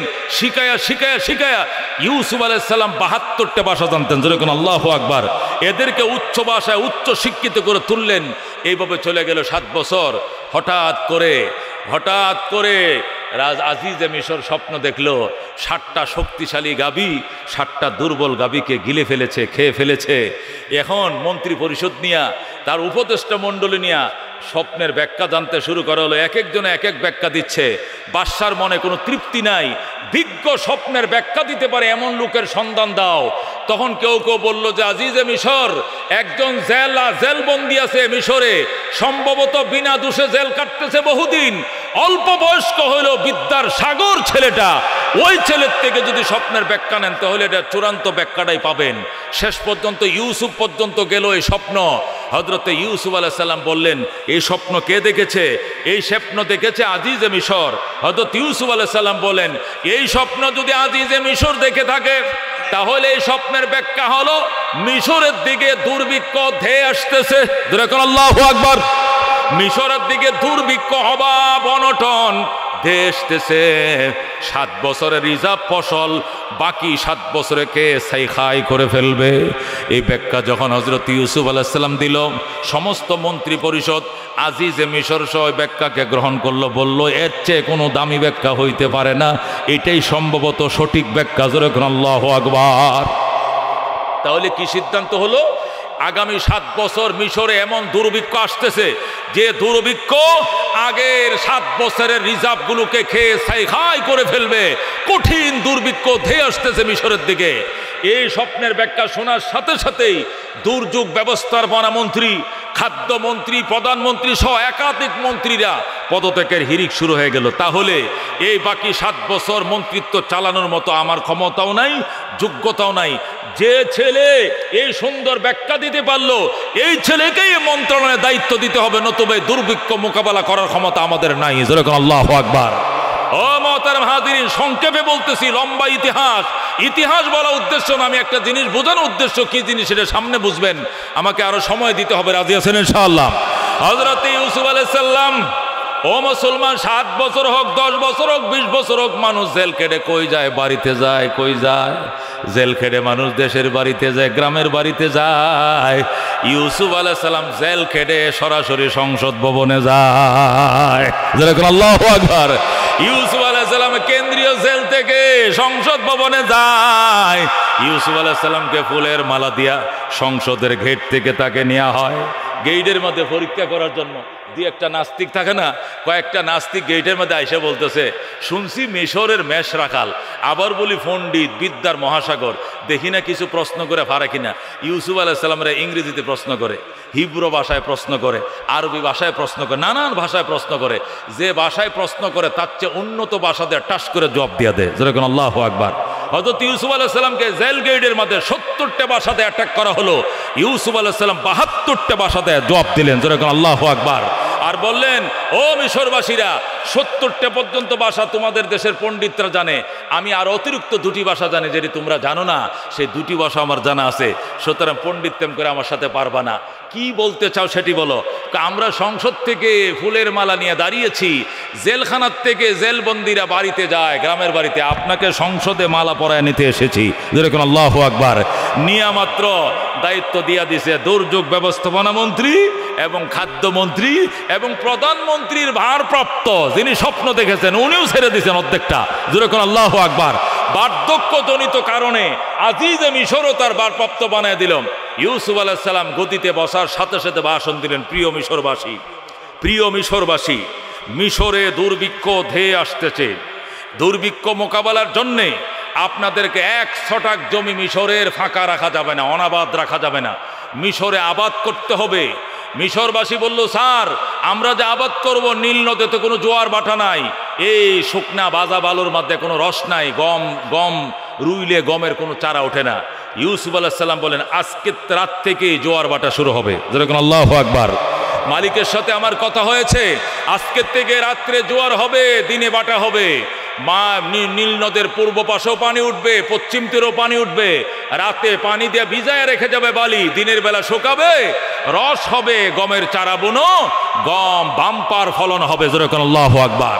7 বছর ইউসুফ আলাইহিস সালাম ফলন করালেন এবং বললেন, নিজেদের খাবারের জন্য যে পরিমাণ গম লাগে এগুলো রেখে বাকিগুলো সরকারি গোডাউনে জমা দিবা। ওনারা বললেন, সরকারি গোডাউনে কয় বছর রিজার্ভ করবেন? 7 বছরের। ওনারা বলল, গম 1 বছরের বেশি গোডাউনে থাকে না, গমে পোকা ধরে। কিসে ধরে? কাট্ট পোকা ধরে। ইউসুফ আলাইহিস সালাম বললেন, এই জ্ঞান নিয়েই আল্লাহ আমাকে গদিতে বসিয়েছেন। খালি গম গোডাউনে রাখলে পোকা ধরে, গমের সহ, আটি সহ, বিসি সহ, গল্লা সহ, ড্যাঙ্গা সহ গম যদি রিজার্ভ করো 7 বছরে কোনো পোকা ধরবে না, গমের আটি সহ গোডাউনে ঢোকাও। যেরকম আল্লাহু আকবার। হযরত ইউসুফ আলাইহিস সালামের এই বিজ্ঞান দেখে মিশরবাসী অবাক হয়ে গেলেন। এই বুদ্ধি তো জীবনে শুনি নাই। ইউসুফ আলাইহিস সালাম বললেন, যে গম এক বছরে পোকা ধরে, ওই গম যদি আটি সহকারে একসাথে রাখো, আলাদা বাইরিয়া গম আর খের আলাদা না করে, গমের চারা সহকারে যদি একসাথে রাখো, তাহলে গমে পোকা ধরবে না। যেরকম আল্লাহু আকবার। 7 বছর রিজার্ভ করা হলো। এবার দুর্ভিক্ষ শুরু হয়ে গেছে, মিশরে বৃষ্টি নাই, মিশরের গাছে কোনো ফল নাই, জমিনে কোনো ফসল নাই, দুর্ভিক্ষ শুরু হয়ে গেছে, নীল নদে কোনো জোয়ার বাটা নাই, নদী খাল বিল সব শুকিয়ে গিয়েছে। ইউসুফ আলাইহিস সালাম বলেন, প্রিয় মিশরবাসী, যেহেতু আমি নতুন দায়িত্ব নিয়েছি, আল্লাহর উপরে ভরসা করে বলছি, আমি 7 বছরের রিজার্ভ করে রেখেছি। ইনশাআল্লাহ আগামী 7 বছর দুর্ভিক্ষ ইনশাআল্লাহ তো আল্লাহর হুকুমে আসছে, মোকাবেলা করা সম্ভব হবে। তোমরা যেতটুক প্রয়োজন এতটুক গম নিবা, নিয়া বাইরিয়া এরপরে এই গমগুলোতে আটা করে তোমরা খাইবা, অতিরিক্ত নিবা না, শেষ হয়ে গেলে আবার নিবা। তোমরা যে মিশরের মানুষ, এই কার্ডটুকু আমরা দেখাইলে হবে আমি মিশরবাসী, মিশরের বাসিন্দা, এদেশের নাগরিক, এই স্লিপটুকু পাইলে তোমাদেরকে দিয়ে দেব। এখন মিশরবাসীদেরকে গম দেওয়া শুরু হলো, রিলিফ দেওয়া শুরু হলো, চলছে দুর্ভিক্ষ মোকাবেলা। হঠাৎ করে সংবাদ পৌঁছাইল ইউসুফের কাছে যে এই দুর্ভিক্ষ মিশর ছেড়ে সিরিয়াতেও পৌঁছে গিয়েছে, এই দুর্ভিক্ষ ফিলিস্তিনেও পৌঁছে গিয়েছে। দুর্ভিক্ষ শুধু মিশরে সীমাবদ্ধ নয়, আশপাশের রাষ্ট্রগুলোতে দুর্ভিক্ষ পৌঁছে গিয়েছে। মিশরে তো দুর্ভিক্ষ মোকাবেলা করার জন্য 7 বছর রিজার্ভ করা হয়েছে, কিন্তু আশপাশের দেশের মধ্যে কোনো প্রস্তুতি নাই, কোনো রিজার্ভ নাই। ওই দেশের মানুষগুলো অনাহারে অর্ধাহারে মারা যাচ্ছে। এখন কি করা যায় একটু বিবেচনা করেন। হযরত ইউসুফ আলাইহিস সালাম বলেন, প্রিয় মিশরবাসীগণ, প্রিয় মন্ত্রী পরিষদ, আপনারা যদি আমাকে অনুমতি দেন তাহলে আমি মিশরবাসীকে যেভাবে রিলিফ দিব, আশপাশের রাষ্ট্র থেকে আসলেও তাদেরকেও রিলিফ দিব। আমার রিজার্ভ পর্যাপ্ত আছে, আমার রিজার্ভ কমবে না, কমবে না, কমবে না। জোরে কোন আল্লাহু আকবার। তখন মিশরের মন্ত্রী পরিষদ বলল, আমরা এগুলো বুঝি না, এই জ্ঞান আমাদের নাই, এই জন্য দায়িত্ব তোমাকে দেওয়া হয়েছে, তুমি বুঝো, যদি দিতে পারো তাহলে দাও। ইউসুফ আলাইহিস সালাম সিরিয়াতে সংবাদ পাঠাইলেন, প্যালেস্তাইনে সংবাদ পাঠায়, প্রিয় ফিলিস্তিনবাসী, প্রিয় সিরিয়াবাসী, আপনাদের দেশেও যাদের ঘরে অভাব, খানা নাই, খাবার অভাবে অনাহারে মারা যাচ্ছেন, আপনারা নীলনদ পার হয়ে এদিকে আসলে, লোহিত সাগর পার হয়ে আসলে আমি আপনাদেরকেও রিলিফ দেব, আসেন। আল্লাহু আকবার। এই সংবাদ শুনে হযরতে ইয়াকুব আলাইহিস সালাম, যেরকম আল্লাহু আকবার, আল্লাহর নবী ইয়াকুব আলাইহিস সালাম কে? ইউসুফ আলাইহিস সালামের বাবা কে? হযরতে ইয়াকুব আলাইহিস সালাম। তিনি তার 10টা ছেলেকে পাঠাইলেন। কয়টা ছেলে? ওনার ছেলে কয়জন ছিল? আছে কয়জন? 11 জন আছে। কয়জন আছে? আরেকজন কি হয়েছে? বাঘে খাইছে। কে খাইছে? হাসান মিসা। আসলে তো মিসা, কিন্তু ইয়াকুব নবীকে কি বলা হয়েছে? আপনার ছেলেকে কি খাইছে? ইয়াকুব তো ওই বাঘে খাইছে বলে কানতেই আছে, কানতে কানতে চোখের পানি শুকায় অন্ধ হয়ে গেছে। কথা ঠিক কিনা? উনি তো আর গায়েব জানে না। বোঝা গেল নবীরা কি জানে না? গায়েব জানে না। গায়েব জানলে ইউসুফের জন্য কানতে কানতে আল্লাহর পয়গম্বর চোখের পানি শুকাইতো না, অন্ধ হইতো না। কথা ঠিক কিনা? অথচ ইউসুফ নবীর জন্য কানতে কানতে ইয়াকুব নবী অন্ধ হয়ে গিয়েছিলেন। যেরকম আল্লাহু আকবার। মুহতারাম হাজিরিন, ইয়াকুব আলাইহিস সালাম যখন শুনলেন যে মিশরে নতুন খাদ্যমন্ত্রী হয়েছে, খাদ্যমন্ত্রীটা খুবই ভালো, এই লোক যে তার ছেলে হে তো আর জানে না, হে জানে নতুন খাদ্যমন্ত্রী হয়েছে। উনি নাকি বলেছেন যে মিশরবাসীকে যেভাবে আমি রিলিফ দেব, আশপাশের রাষ্ট্রের লোক গেলেও দিবে। সুতরাং তোমরা 10 ভাই যাও। 10 ভাই যাইয়া বইল যে আমরা ইয়াকুব নবীর ছেলে, আমরা সিরিয়াত থেকে আল্লাহর পয়গম্বর আমগরে পাঠাইছেন, আমরা উবাস, আমাদেরকে গম দেন, নবীর ছেলে হিসাবে তোমাদেরকে আদরও করবে, গমও দিবে, যাও। তখন তারা 10 ভাই গেছে। যেরকম সুবহানাল্লাহ। 10 ভাই আব্বু ওই ছোটটারে দাও, বিনিয়ামিনরে দাও। কেন বিনিয়ামিনরে দিব না? কিনলে গিয়া আগে তার বড় ভাইটারে দিছিলাম, ওইটারে বাগেরে খাওয়াই তুই এসস, এইটারে দিলে পরে হিয়ালেরে খাওয়াইবি, ঝামেলা আছে। সুতরাং এই ছোটটা আমার কাছে থাক, তোরা এক মায়ের ঘর 10 ভাই যা। এরা 10 ভাই গেছে। যাইয়া যখন ইউসুফ আলাইহিস সালামের সামনে দাঁড়াইছে, দাঁড়ায় বলতেছে, ভাই আজিজে মিশর, জাহাপনা, আমরা সিরিয়াত থেকে আসছিলাম, আল্লাহর নবী ইয়াকুব নবীর ছেলে আমরা। আপনি নাকি ঘোষণা দিয়েছেন আশপাশের রাষ্ট্র থেকে আসলেও রিলিফ দিবেন, আমাদেরকে রিলিফ দেন। হযরত ইউসুফ আলাইহিস সালাম চিনছে কিনা? কিন্তু হেরা ইউসুফরে চিনছে নি? না, হেরা চিনছে নি? কেমনে চিনবে? হেরার মাথার ভিতরে তো নাই এটা। হেরা জানে এটা যখন 7 বছর তখন কি খাইছে? বাঘে খাইছে। বাঘে তো খায় না, কুয়াত ফালছে, এটা তো পানিতে পরে মরেই গেছে। বাপেরে কইছে বাঘে খাইছে, কিন্তু ফালছে তো কোথায়? কুয়ার মধ্যে। মিশা কথা তো 2টা কইছে। কয়টা কইছে? ফালছে কুয়ায়, বাপেরে কইছে কে খাইছে? বাঘে। এখানে মিথ্যা কয়টা বলছে? 2টা বলছে। সত্যবাদীর সাথে কে আছে? আল্লাহ আছে। মিথ্যা ধ্বংস, সত্য মুক্তিপ্রাপ্ত। কথা ঠিক কিনা বন্ধুগণ? ইয়াকুব আলাইহিস সালামের ছেলেরা ইউসুফরে চিনে না, ইউসুফ কিন্তু তার ভাইদেরকে চিনছে কিনা? ইউসুফ আলাইহিস সালাম এটা গোপন রাখছে। গোপন রেখে বলতেছে, সিরিয়াত থেকে কারা আসছিলেন গো ভাই? দাঁড়ান তো আবার। আপনারা যান আমার রুমে, বিশেষ রুমে যান, সেখানে যাই পেশ হন। হাত মুখ দন বাথরুম করেন, আপনাদের নাস্তা টাস্তা রেডি আছে, এগুলো খাওয়া দাওয়া করেন। দূরের থেকে আসছেন তো আপনারা 2-3 দিন বেড়াবেন, আপনাদেরকে আপ্যায়ন করবো, এরপরে আপনারা যাবেন। আর আমার দেশের যারা আসো তোমাদেরকে আগে গম দিয়া ঝামেলা শেষ করি। সিরিয়া মিশরবাসীকে গম দিয়া সিরিয়াওয়ালাদেরকে নিয়ে দোতলায় উঠছে, উঠিয়া বিশেষ রুমে যায় ইউসুফ আলাইহিস সালাম কয়, আপনারা তো অতিথি, আমাদের মেহমান, অন্য দেশ থেকে এসছেন, তা আপনারা 3 দিনের বেশি তো আগে যাইতে পারবেন না, 3 দিন বেড়ান, আপনাদেরকে আপ্যায়ন করবো, এটা সুন্নত। আপনাদের বাবা ইয়াকুব নবী কেমন আছেন? তা ভালো আছেন আলহামদুলিল্লাহ। আচ্ছা আপনারা কয়জন আসছেন এখানে? আমরা 10 ভাই আসছি। 10 ভাই? আপনারা এতগুলো ভাই? তাহলে আপনাদের সর্বমোট ভাই কয়জন? যেই বলছে সর্বমোট ভাই কয়জন, সাথে সাথে বড়টা যারা ইহুদা দুষ্টদের কান্দে। কি করে? ইউসুফ আলাইহিস সালাম মুসকি মুসকি আসে, কান্দুসকে কান্দিরে ভাই, আসিলাম তো 12 ভাই, একটা বাইরে বাগে খায়া ফালাইছে। কান্দে আবার, সুরের চোখে পানি তো নাই, এমনি হুদায় হুক না কান্দা কান্দে। আর ইউসুফ আলাইহিস সালামও কান্দে, ইউসুফও কান্দেন। হ্যাঁ কো স্যার আমনে কান্দেন কা? আমগোর ভাই ইউসুফ রে বাগে খাইছে, আমনে কান্দেন কে? কান্দি, হাই রে বাগদার কত বড় সাহস, একটা নবীর ছেলেরে খাই লাইছে, এটা পয়গম্বরের ছেলেরে গিলে লাইছে, এটার কত বড় সাহস। আর কই যেন কথা নিব, আমি চিন্তাটা করে গেলে কান্তাছি, বুঝেন না? তা আচ্ছা আপনারা 12 ভাই ছিলেন, এক বাইরে না খাইছে, ওই বাইটার কি নাম ছিল? ওই বাইটার নাম ছিল ইউসুফ। কার কাছে কইতেছে? ইউসুফের কাছে কইতেছে। আচ্ছা আপনার যে বাইটারে বাগে খাইছে এর নাম কি আছিল? এর নাম আছিল ইউসুফ। ও আচ্ছা ইউসুফ। ইউসুফের আর কোনো ভাই নাই না? ও আরেকটা ছোট ভাই আছে, তো ওরে আনেন নাই কেন? ওরে আমার আব্বা দেয় না। কি লেগে দেয় না? কারণ ওর বড়টারে একবার খেলার কথা নিয়েছিলাম বইলিয়া, পরে তো আমরা খেলার দ্বন্দ্বে ছিলাম, এটারে বাগে খাইয়ে লাইছে, কইতে পারি না। এখন আর ওই ছোটরা দিয়ে আর বিশ্বাস করে না, এই জন্য ছোটরা কাছেই রাখে। আমরা 10 ভাই যেদিকে যাই একসাথে যাই, কিন্তু ওই ছোটটারে আর দেয় না। ইউসুফ আলাইহিস সালাম কো আচ্ছা ঠিক আছে। আচ্ছা তাহলে আপনাদেরকে 10 ভাইকে 5 বস্তা গম দেওয়া হবে, আধা বস্তা করে, এগুলো নিয়ে যান।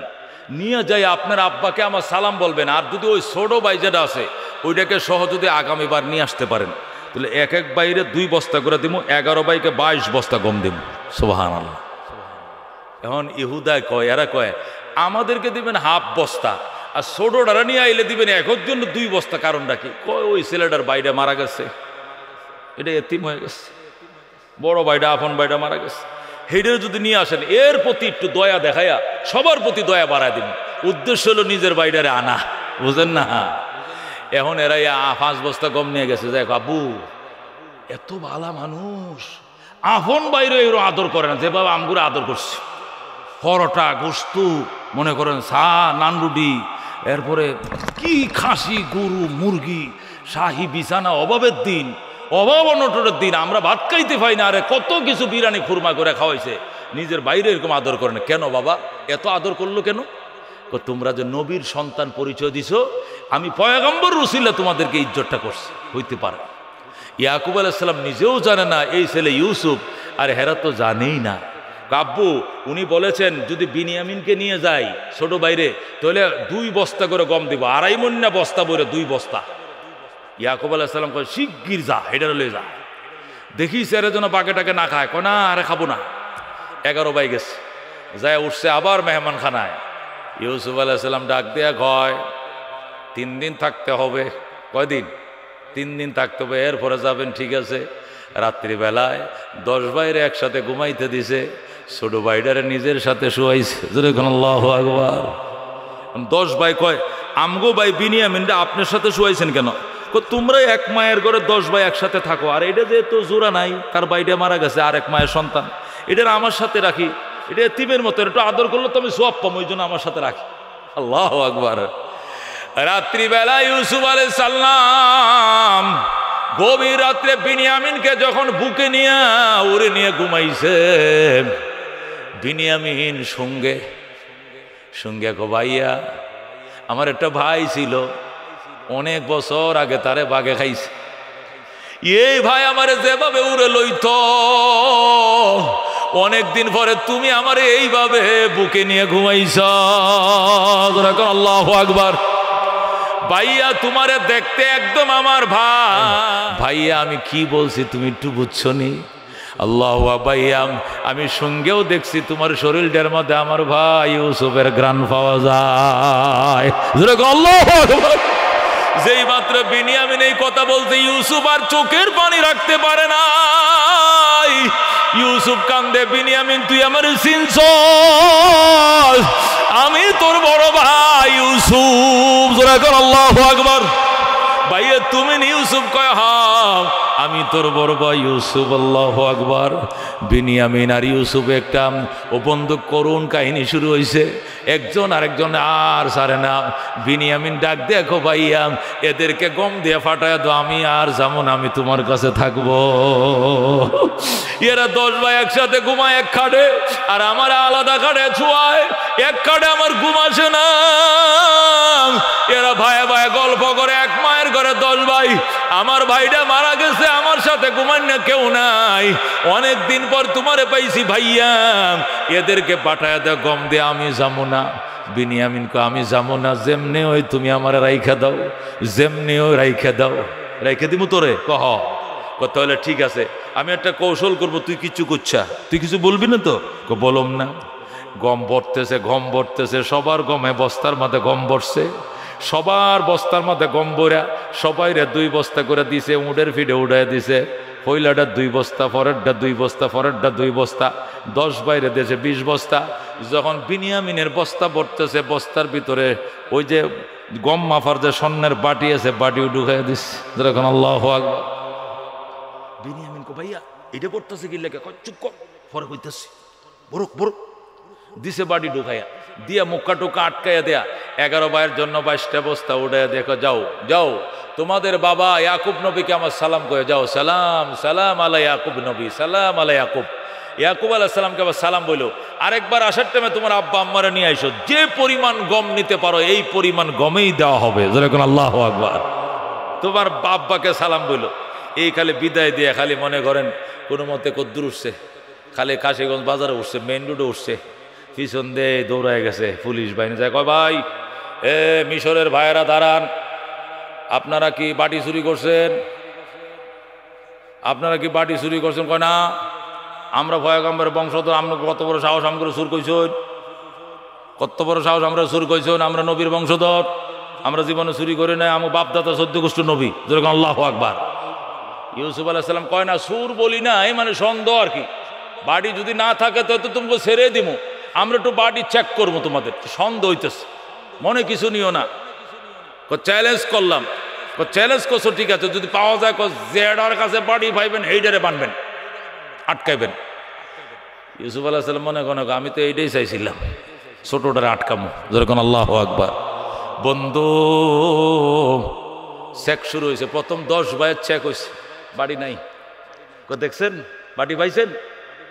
আমরা নবীর বংশধর, জীবনে স্বর্ণের দলা ভরে থাকলে আমরা চাইও না, ফিরেও চাই না। পাইছেন? এই ছোট এটারও খাবেন না, হুদাই সময় নষ্ট করতে চাই, এতক্ষণ আমরা দেশে চলে যেতাম। কয় না তুমগুটি চেক করছে, এটা না করলে কেমনে হয়, এটা একটু চেক করে লাই। এইটা মানে খালি একটু চেকটা করছে বাড়ি পাইছে কিনা। ইউসুফ আলাইহিস সালাম সর্বনষ্ট করছেন আপনারা। বিশ্বাসের করে আগুনটা দিলেন। বিশ্বাস করছি বিদেশে মানুষ, আপনাদেরকে গম দিছি, এই জন্য বাড়িটাও ভিতরে ঢুকাবেন। আমরা বাড়ি ঢুকাই নাই। এখন কি করব বলেন? আপনারা বলছেন যার বস্তায় বাড়ি পাওয়া যায় তাকে আটকানোর জন্য, এই ওকে জেলে পাঠাও, বিনিয়ামিনকে অ্যারেস্ট করো। এখন বড় বড় আগের তরফের একটা এসে ভাই আমারে রাখেন, হের বদলায়, হের পরিবর্তে আমারে বান্ধেন, তবু ছোটটা ছেড়ে দেন, কারণ আমার আব্বা এর বড়টা রেখাইছে বাঘে, এই জন্য কানতে কানতে অন্ধ হয়ে গেছে। এখন যদি শুনে যে এইটাও চুরি করছে তো এ বাপে মরে যাব, স্টুক করে মরে যাব। সুতরাং ছোটরা ছেড়ে দেন, আমাকে বড় একজনের রেখে দেন। ইউসুফ আলাইহিস সালামকে এটা কি পাইছো মিয়া? চুরি করবে একজন, মামলা হইব আরেকজনের নামে। এটা বাংলাদেশ পাইছো?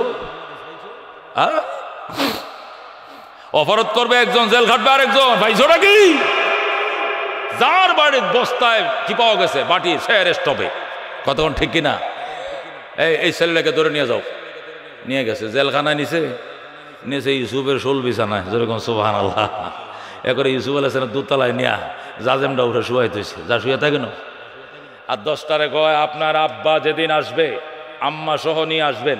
আব্বা আম্মা আসলে গমও দেওয়া হবে। আজকে গমও দিছি না, সব গম রেখে দিছি। খালি হাত যাবেন 10 ভাই। বাবা যেদিন আসবে, মা যেদিন আসবে, গমও দেব, ছোট ভাইকেও পাবেন। এখন 10 ভাই মিলে কান্দে, ভাই আমগো আব্বা চোখে দেখে না। কিয়া? আমগো একটা ভাই আসিল না ইউসুফ, এই ইউসুফটারে বাগে খাওয়ানোর পরের থেকে আমার বাপে কানতে কানতে কানতে আমার বাপ অন্ধ হয়ে গেছে। কার জন্য? ইউসুফের জন্য কানতে কানতে অন্ধ হয়ে গেছে। আমার আব্বা চোখে দেখে না। এখন এই অন্ধ মানুষটার এত দূর থেকে, সিরিয়ার থেকে এই দেশে কেমনে আনবো কন? একটা অন্ধ মানুষ এত দূরে টানা যায়? আজিজে মিশর ইউসুফ আলাইহিস সালাম ডাক দেয়া কয়, আমার জামাটা দিয়া দিলাম, এই জামাটা নেও, নিয়ে তোমার বাপেরে পরাইও, গায়ে দেওয়ার সাথে সাথে চোখ খুলে যাবে। এরকম সুবহানাল্লাহ। হাসা আমনে জাদা কি জাদুর জামা? এটা এটা জাদুর জামা। এইটা অন্ধ মানুষ বললে চোখ খুলে যায়। শুনছেননি কথা? এরা কত হলে দেন। ইউসুফ আলাইহিস সালাম জামাটা খুলে দিয়ে দিচ্ছে। এইটা বসছে, ওরা 10 ভাই ব্যাগের ভিতরে বইরে গেছে। যাই হোক, আব্বু তোমার বিনিয়ামিন তো সর্বনাশ করছে। কি? গমের বাড়ি চুরি করলেছে। এখন তো সে অ্যারেস্ট। গমও দেয় নাই, বিনিয়ামিনকে দেয় নাই। এখন বলছে বিনিয়ামিনকে নিয়ে গেলেই শুধু ছাড়বে। উপায় কি? আমি কেমনে জামুম? আমি বুড়া মানুষ, আমি চোখে দেখি না। তোরা কি বলস নাই? বলছিলাম। তারপরে কি কইছে?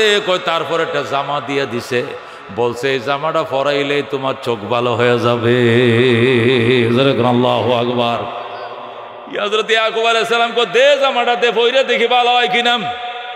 ও বন্ধু, ব্যাগের থেকে জামাটা বের করছেন। যেই মাত্র জামাটা বাইর করছেন, ইয়াকুব আলাইহিস সালামের কাছে দিছে ইউসুফের জামা। 10 ভাই তো জানে এটা মিশরের খাদ্যমন্ত্রী, এটা ইউসুফেরা তো জানে না।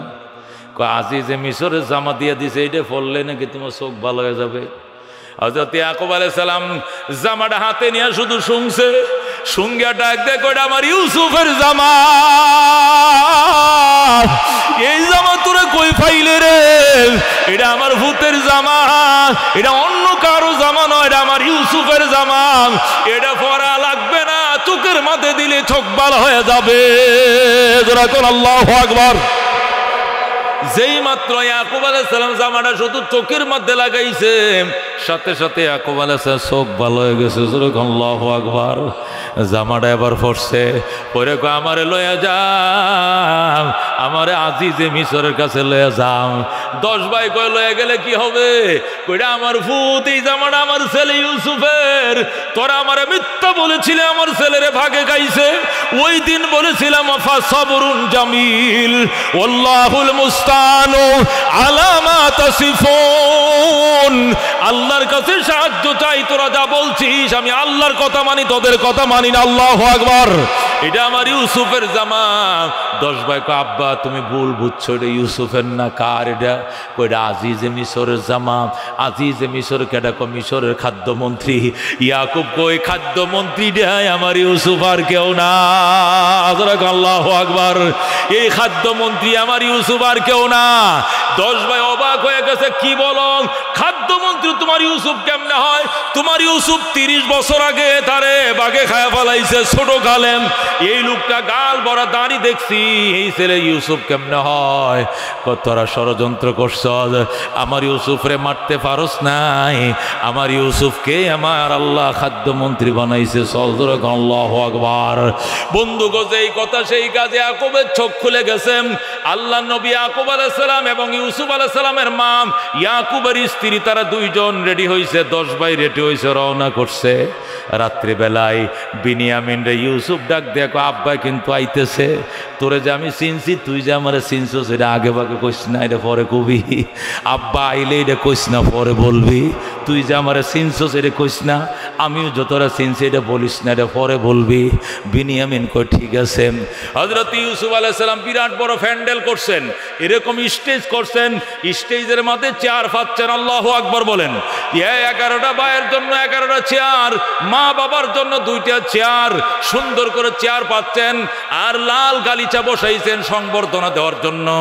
হযরতে ইয়াকুব আলাইহিস সালাম তার 10টা ছেলে নিয়ে আসতেছে। হযরতে বিনিয়ামিন দৌড় দিয়ে যায় ইয়াকুবের ভাইদের কাতার, ছেলেদের কাতারে দাঁড়াইছে। 11 ভাই যখন বাবার হাত ধরে আগাইতেছে, সাথে আছে তার বাবা ইয়াকুব আলাইহিস সালাম এবং তার মা রাহিল। এই বন্ধু 11টা ভাই এবং মা বাবা যখন আসতেছে, ইউসুফ আলাইহিস সালাম তাদেরকে আগায় আনার জন্য তাদেরকে অভ্যর্থনা জানানোর জন্য আগায় গেছে। হযরত ইয়াকুব আলাইহিস সালাম তার স্ত্রী সহ তার 11 ছেলে সহ ইউসুফের পায়ের মধ্যে সিজদায় পড়ে যায়। আল্লাহু আকবার।